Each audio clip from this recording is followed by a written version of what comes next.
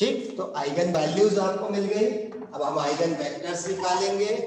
पहले मैं ये इक्वेशन डबल से यहाँ लिख रहा हूँ, that is 8 minus lambda minus 6 plus 2 minus 6 7 minus lambda minus 4 2 minus 4 3 minus lambda and this is equal to 0, right. इसको मैंने इक्वेशन 1 देके अभी यहाँ पे छोड़ दिया। अब पहले मैं आइगन वेक्टर्स को डिफाइन करूंगा कि आइगन वेक्टर्स है क्या। ठीक, तो पहले अपन फर्स्ट केस लेंगे, late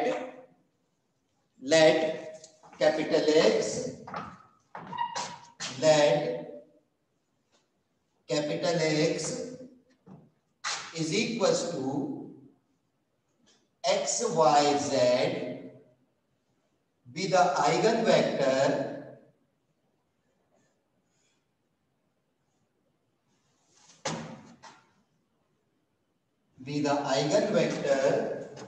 corresponding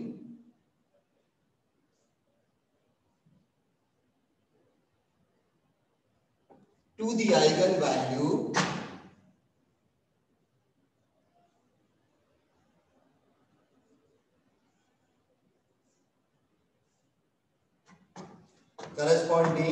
eigenvalue lambda such that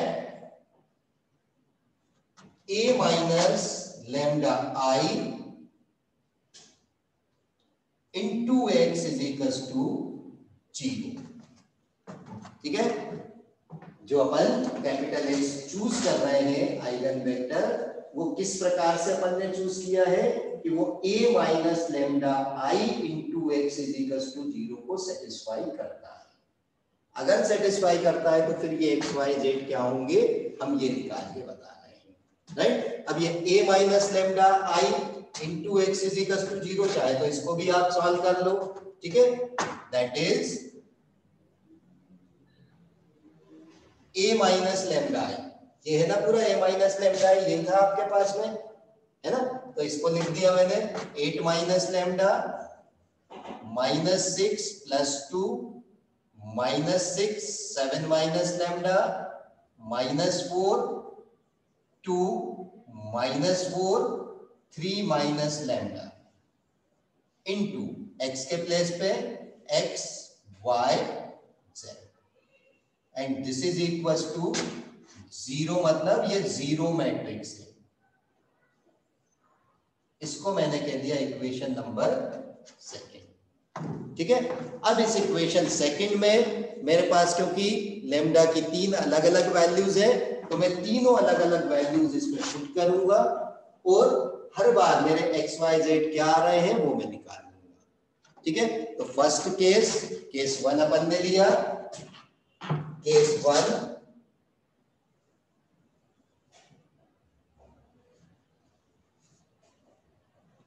put lambda is equal to 0। पहली आइगन वैल्यू अपनी क्या थी 0 in equation 2।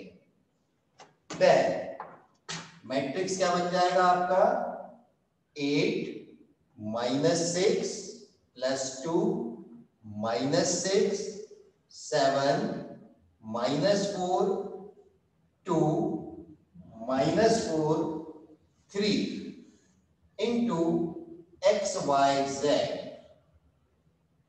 is equals to 0 0 0। देखो वापस कंसिस्टेंसी वाली सिचुएशन में पहुंच गए, है ना। अब वहां फर्क क्या रहता था, वहां क्योंकि ऑगमेंटेड मैट्रिक्स रहता था और ऑगमेंटेड मैट्रिक्स के में अपन जो मैट्रिक्स बी लिखते थे वो नॉन जीरो हुआ करता था, लेकिन यहाँ पे जो मैट्रिक्स बी है वो पूरा 0 है, इसलिए ऑगमेंटेड मैट्रिक्स तो बनेगा ही नहीं। तो किसकी रेंज में रिलेशन देखोगे आप, नहीं बता सकते। तो हमको करना कुछ नहीं है, ये जो कोफिशिएंट मैट्रिक्स है इसकी आप रैंक बता दो तो भी अपना काम हो जाएगा, ठीक है। अब क्योंकि सर वो तो टिपिकल काम है तो वो भी आसान कर देते हैं। जब आपकी जो रैंक होगी, ये सॉरी आइगन वैल्यूज है, कोई भी रिपीट नहीं हो रहा होगा, कोई भी आइगन वैल्यू अगर रिपीट नहीं हो रही होगी तो most of the time rank of coefficient matrix कितनी होगी? 2 ही होगी मोस्ट ऑफ द टाइम। आप चाहे तो निकाल के देख लेना, ठीक है। तरीके बहुत है, देखो अपन रैंक 2 कैसे अभी माइनर मेथड से निकाल सकते हो ना, इतने को सॉल्व करके देख लो। अगर ये 0 आ रहा है मैट्रिक्स तो आपकी रैंक 3 नहीं है 2 है। और 2 रैंक कैसे हो गई? आपने इसको सॉल्व कर दिया, 8 × 7 56 प्लस के 36 0 हुआ क्या? यानी 2/2 का डिटर्मिनेंट 0 नहीं हो रहा है, 2/2 का माइनर 0 नहीं हो रहा है, तो रैंक कितनी हो गई? 2। तरीके बहुत है, ठीक है, लेकिन उन तरीके पे जाओगे तो क्वेश्चन बहुत लेंथी हो जाता है। तो आपका सिंपल सा कॉन्सेप्ट याद रखो, अगर आइगन वैल्यू रिपीटेड नहीं है तो डेफिनेटली ये जो कोफिशिएंट मैट्रिक्स है इसकी रैंक कितनी होगी? 2 ही होगी, ठीक है। रैंक 2 होगी मतलब नंबर ऑफ वेरिएबल कितने ले रहे हो? रैंक कितनी? रैंक 2 वेरिएबल 3, तो यूनिक सॉल्यूशन होगा क्या? नहीं। कैसे होंगे? इनफाइनाइट सॉल्यूशंस होंगे। अपन ने पढ़ा है ना कि अगर रैंक नंबर ऑफ वेरिएबल से कम है तो सॉल्यूशन इनफाइनाइट होंगे, ठीक है। अब रैंक 2 वेरिएबल 3 n-r का डिफरेंस कितना? 1, यानी एक वेरिएबल ऐसा होगा इन तीनों में से जिसको आप खुद चूज कर सकते हो। एग्जाम में आया था ना क्वेश्चन 4911 वाला जो क्वेश्चन एग्जाम में आया था, उसमें k निकाला था ना, z = k सबने मान के किया। तो z = k क्यों लिया था? क्योंकि आपका एक सॉल्यूशन कैसा था? लीनियरली इंडिपेंडेंट था, इसलिए आप इसको खुद सपोज कर सकते हो, ठीक है। और वो हम कब सपोज करते हैं? जब इनफाइनाइट सॉल्यूशंस वाला केस होता है। तो यहां मैंने आपको पहले ही बताया कि जब भी आइगन वेक्टर्स फाइंड करोगे तो इनफाइनाइट वैल्यू सॉल्यूशन वाला ही केस फाइंड आउट होता है, ठीक है। अब इनफाइनाइट सॉल्यूशन से, तो अब इनफाइनाइट सॉल्यूशन में हमको तो ये तो देखना पड़ता है ना कि भाई एक वेरिएबल लीनियरली इंडिपेंडेंट होगा कि 2 होंगे कि तीनों होंगे, है ना। तो ये जानने के लिए हम इसकी रैंक चेक करते हैं।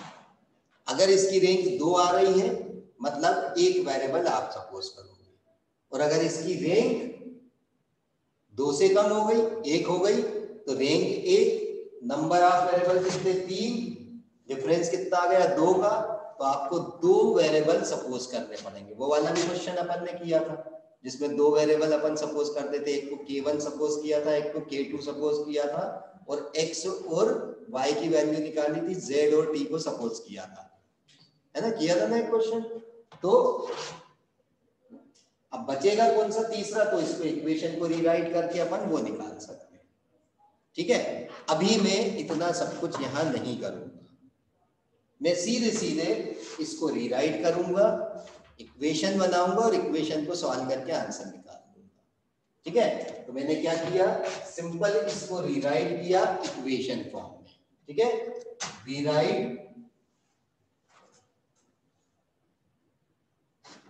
Rewrite this equation. जब इस इक्वेशन को रीराइट किया तो क्या मिल गई equation? 8x - 6y + 2z = 0। Next equation मिली माइनस के 6x प्लस के 7y minus 4z = 0। 2x minus 4y plus 3z = 0। 3 equations मिल गई, ठीक है। रैंक आपने बता दी थी कितनी है? 2, ठीक है। लिखना हो वहां पे लिख सकते हो, since the rank of coefficient matrix is 2, ठीक। अब 2 अगर इसकी रैंक है तो आप ये 3 में से कोई सी भी 2 इक्वेशंस को लेके सॉल्व कर लीजिए, और जो भी x y z आएंगे वो क्या कहलाएंगे? आपके आइगन वेक्टर्स। आइगन वेक्टर किसके लिए? आइगन वैल्यू 0 के लिए, ठीक है।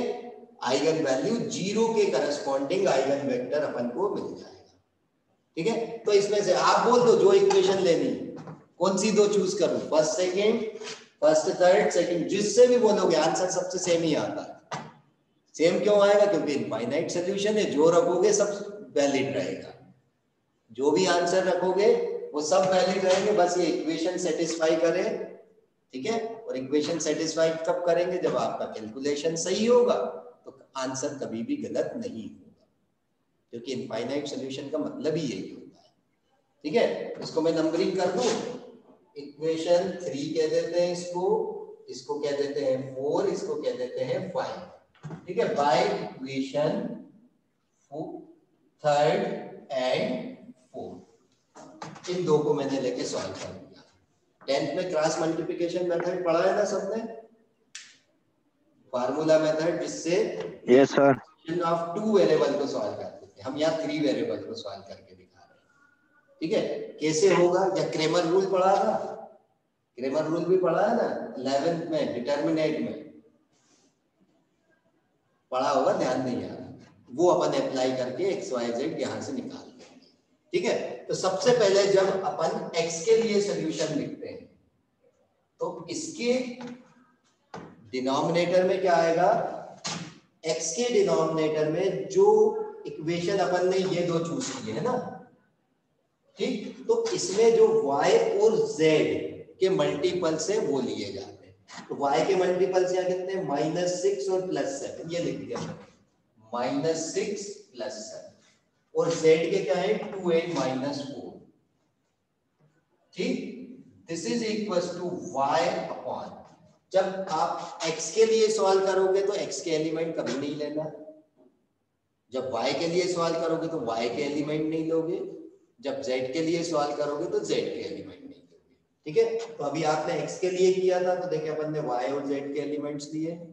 अब y के लिए सॉल्व कर रहे हैं तो y के कोफिशिएंट छोड़ दो, x और z के लोगे, पर सीक्वेंस में आप क्या ध्यान रखोगे, पहले z वाले कोफिशिएंट्स आएंगे 2n - 4 और बाद में x वाले आएंगे। साइक्लिक ऑर्डर पढ़ा था ना, अभी धीरे धीरे सब याद आएगा, जो अपन ने क्रॉस मल्टीप्लिकेशन मेथड पढ़ी होगी। पहले अपन जब x के लिए सॉल्व करते हैं तो किसको लेते हैं, b1 b2 c1 c2, फिर अगली बार में क्या लेते हैं c1 c2 a1 a2, फिर क्या लेते हैं a1 a2 b1 b2, ऐसे ही चलती है ना साइकिल। अभी अपन ने क्या लिया, ये b1 b2 c1 c2, फिर दूसरी बार में क्या लिया है c1 c2 a1 a2। अब z के लिए सॉल्व कर रहे हैं तो अब क्या लेंगे अपन a1 a2 b1 b2, यानी जहां खत्म होता है वही अगले वाले के लिए फर्स्ट कॉलम बनता है। तो नेक्स्ट क्या बनाया आपने, z अपॉन में 8 - 6, ठीक है, और y के मल्टीपल्स क्या है -6 एंड 7, और इस सबको अपन सपोज कर लेते हैं k के ऊपर। ऐसे ही करते थे ना क्रॉस मल्टीप्लिकेशन मेथड में। बस अभी ये 2/2 के डिटर्मिनेंट है, इनको सॉल्व कर दो, आंसर आ जाएगा। ये क्या आ जाएगा, x अपॉन में, पहले डाउनवर्ड ही मल्टीप्लाई होता था, तो 6 × 4 24, ठीक, माइनस माइनस प्लस हो गए, एंड माइनस में 7 × 2 14 equals to y upon 6 × 2 -12, then -32, और माइनस माइनस क्या हो जाएगा प्लस के 32, and this is equals to z upon 56 minus minus minus वो प्लस के हो गए, प्लस के 36, तो 56 - 36, and this is equals to k, और x अपॉन कितना बचा है 24 - 14 is 10, 32 - 12 20, and z upon also 20 is equals to k। ठीक है, 10 20 20 2 से 10 से डिवाइडेबल है ना, तो उनको 10 से डिवाइड कर सकते हो आप, या अपन इसको ऐसे लिख सकते हैं, और this is equals to x upon 1 y upon 2 z upon 2 is equals to k। Last में क्या करते थे, फर्स्ट वाला k के इक्वल, सेकंड भी k के इक्वल, थर्ड भी k के इक्वल, ऐसे ही लिखते थे ना, तो यहां से भी वही करेंगे, x upon 1 is equals to k, then x is equals to कितना आ जाएगा k, then y is equals to 2k, and z is equals to 2k। ठीक, तो ये मेरे पास देखो ये x y z की वैल्यूज आ गई, ये x y z की पहली वैल्यूज आई, किसके करस्पॉन्डिंग आई, लैम्डा इज इक्वल्स टू 0 के करस्पॉन्डिंग आई। तो हम इसको कैसे लिखेंगे, so the eigen value corresponding to इसके लैम्डा इज इक्वल टू 0 क्या आ गई x1 क्या कहलाएगा आइगन वेक्टर करस्पॉन्डिंग टू किसके लैम्डा इज इक्वल टू 0 के ऐसे लिखा जाता है ठीक है। और यहां x की वैल्यूज क्या क्या आ गई आपकी k 2k चाहे तो वर्ड्स में भी लिख दो eigen value corresponding to lambda is equal to 0 is x1 और x1 क्या हो गया k 2k 2k। अब k के लिए आप कोई भी नंबर चूज कर लो 1 2 3 4 जो भी आपको चूज करना सारे वैलिड होते हैं ठीक है। और अगर मैंने यहाँ पे k is equal to 1 choose किया तो मैं इसको ऐसे भी लिख सकता हूँ x1 is equal to 1 2 for lambda is equal to 0। तो लैम्डा इज इक्वल टू 0 के करस्पॉन्डिंग आपने पहली आइगन वेक्टर निकाल दिया ठीक। सेम ऐसे ही लैम्डा की अदर वैल्यूज के लिए भी हमको सॉल्यूशन निकालना है। तो क्वेश्चन लेंथी हो जाता है लेकिन इजी रहता है सिर्फ आपका कैलकुलेशन परफेक्ट होना चाहिए ठीक है। अब लैम्डा इज इक्वल टू 0 के लिए आइगन वेक्टर अपने पास में आ गया। अब अपन ने बात जी बोल रहे बोलो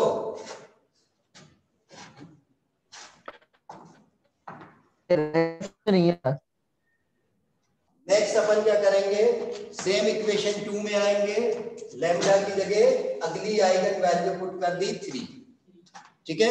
तो देखिए चेंज कहां हुआ 8 माइनस 3 कितना बचा प्लस के 5 तो ये मेरे पास क्या आ जाएगा this is plus 5 minus 6 plus 2 वो एज इट इज रहा minus 6 as it is 7 minus 3 4 तो यहाँ पे आपका आ गया 4 minus 4 as it is then 2 minus 4 3 minus 3 is 0 तो ये आपका आ गया ठीक है। Lambda is equal to 3 put किया इन इक्वेशन सेकंड में तो नई इक्वेशन ये बनी। फिर इस वाली इक्वेशन को जब रीराइट किया तो फिर मेरे पास तीन नई इक्वेशंस आ गई।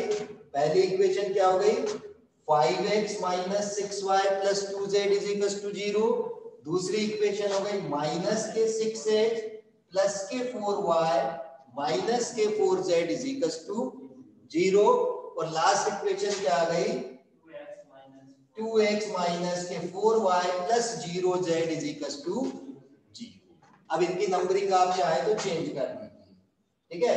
ये हो गया equation number 6 equation number 7 equation number 8 ठीक है। फिर आप एक लाइन लिख दोगे since the rank of coefficient matrix is 2 बताना जरूरी रहता है वो आपको मालूम है लेकिन फिर भी आप बताओ ठीक है। नहीं बताओगे तो माइनस मार्किंग कर देता है ठीक। और कैसे है रैंक 2 आप चाहो तो उसको सॉल्व करके रफ में देख लो और या तो फिर यहीं पे उसको एक्लॉन फॉर्म में कन्वर्ट कर दो लास्ट रो 0 बना दो ठीक है। तरीके बहुत है वो सब आपको मालूम है। अब इसमें से कोई दो इक्वेशन मैंने ले ली फॉर एग्जांपल मैंने यहाँ पे इक्वेशन नंबर सर कब तक छोड़ने का है बस 5 मिनट ठीक है। इक्वेशन नंबर 6 और 7 को चूज किया और इन दोनों को सॉल्व कर दिया। अब सॉल्व करेंगे तो देखो कहां चेंज हुआ x अपॉन में कितना आ जाएगा यहां से -6 7 की जगह कितना हो गया 4 ठीक है। 2 माइनस 4 एज इट इज रहा y अपॉन में 2 माइनस 4 तो एज इट इज रहेगा क्या आ जाएगा 8 की जगह कितना आ गया 5 एंड माइनस 6 ये 5 एंड माइनस 6 देन z लिया तो क्या आ जाएगा 5 एंड माइनस 6 ये हो गया 5 एंड माइनस 6 और ये -6 एंड 4 ये एज इट इज रहा ठीक। सबको सपोज कर लिया कि ये इक्वल बस इनको सॉल्व करके देख लो क्या आता है आंसर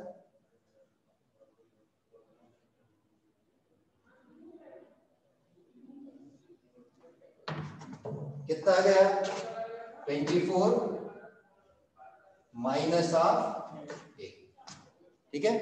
देन -12 प्लस के 20 यहां से हो गया +20 minus of 36 is equal to k. 24 minus 8 16, ये बन गया x बाय 16 y अपॉन में 8 z अपॉन में माइनस के 16। ठीक है, अब ये 16 किससे डिवाइडेबल है? 8 से डिवाइडेबल हो रहा है ना। 8 1 जा 8, 8 2 जा 16, तो क्या बचेगा? x upon 2 y upon 1 z upon minus के 2। मींस x की वैल्यू मेरे को क्या मिल गई? 2k, therefore x is 2k, y is k and z is minus of 2k। ठीक है, तो दूसरा आइगन वेक्टर मेरे को क्या मिला? So the x2 is the eigen vector corresponding to lambda is equals to 3।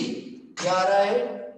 2k, k and minus of 2k किसके corresponding है? लैम्डा इज इक्वल्स टू 3 के करस्पॉन्डिंग है। और अगर मैं इसको सॉल्व कर देता हूं तो ऐसे भी लिख सकता हूं x2 is equals to 2 1 minus 2 for lambda is equals to.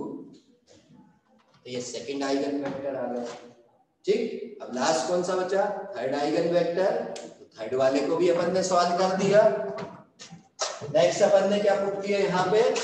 Put lambda is equals to 15 in equation number second. तो जैसा मैं कर रहा हूँ ना, अगर इसको फॉलो कर लेगा तो तुम लोगों को जो लग रहा है ना क्वेश्चन कितना बड़ा है, वो कितना कैलकुलेशन, कुछ भी नहीं, केवल आप 3 एलिमेंट बताइए, सिर्फ आप उस पर कॉन्सेंट्रेट करो। देखो क्वेश्चन ऐसे हवा की तरह उड़ता हुआ सॉल्व हो जाता है।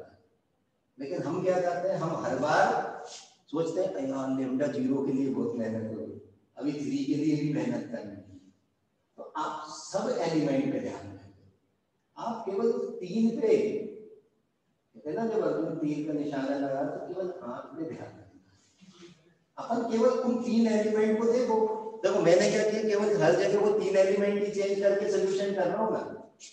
तो अपन ने जो पीछे ऑलरेडी कॉपी में लिख रखा उसी पे आप कंसंट्रेट कर देना, सॉल्व करते जाओ।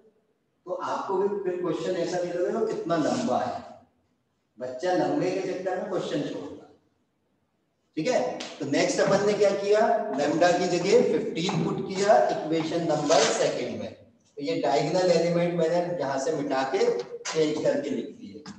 8 माइनस 15 माइनस के 7, यहाँ पे 7 माइनस 15 माइनस के 6 और 3 माइनस 15 माइनस के 12। ठीक, फिर से अपन ने ये जो नई इक्वेशन बनी इसको रिराइट किया। तो 7 माइनस 15 यहाँ पे कितना? माइनस के 8। ठीक है, और 8 माइनस 15 7। ठीक, अब वापस से जब अपन ने इसको रीराइट किया, देखो पहली इक्वेशन में चेंज कौन हुआ?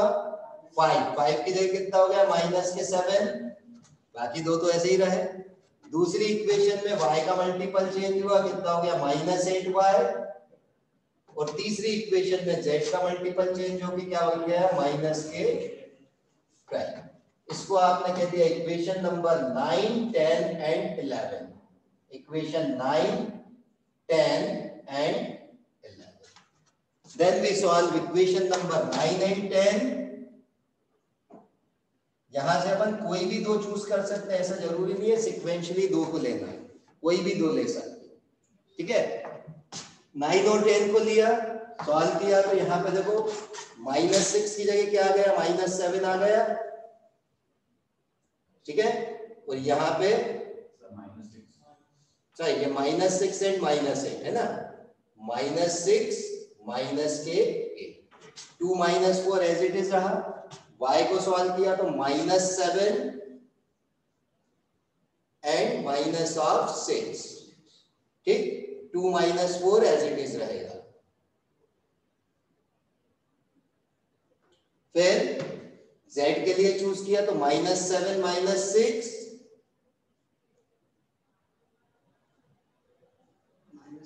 And -6 minus of 8।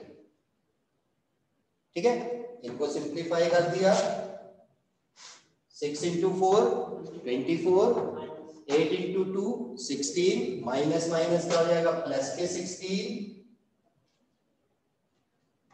Then y upon में 28 प्लस में देन प्लस के 12, नेक्स्ट 56 माइनस के 36 इज इक्वल टू k। ठीक, सॉल्व करके देख ले क्या क्या आ रहा है। 24 प्लस 16 40, ठीक है, तो ये हो गया 40, ये भी हो गया 40, तो यहाँ कितना बचा ओनली 20 से डिवाइडेबल, ये हो गया 2 2 1 and this is equal to k। यानी क्या आ गया, x is 2k, y is also 2k and z is equals to k. So the third eigenvector x3 is equals to 2k and k corresponding to lambda is equals to 15, or this is also equals to 2 2 1 for lambda is equals to 50। तो ये आपके तीनों eigen value के corresponding तीनों eigen vector solve हो जाते हैं। ठीक है, कोई कंफ्यूजन इसमें? ठीक है, बस बड़ा होता है वो तो अपन भी मानते हैं कि बहुत लेंथी हो जाता है। ठीक, चलिए इसी का एक आध क्वेश्चन कल और करेंगे अपन, जिसमें क्या होगा कि ये आइगन वैल्यूज जब रिपीट हो जाती है तब अपन को केवल दो ही आइगन वेक्टर्स निकालने रहते हैं, लेकिन फिर भी उनके आइगन वेक्टर तो तीन ही रहेंगे क्योंकि आइगन वैल्यू तीन है, भले ही वो रिपीट हो रही है, तो उनको हम तीन की फॉर्म में कैसे लिखेंगे वो अपन देखेंगे। और फिर अपन क्यों जो है रिपीटेड वैल्यू में एक ही बार आंसर निकालते हैं, दूसरी बार क्यों नहीं निकालते, वो भी अपन नेक्स्ट क्लास में सीखेंगे। ठीक।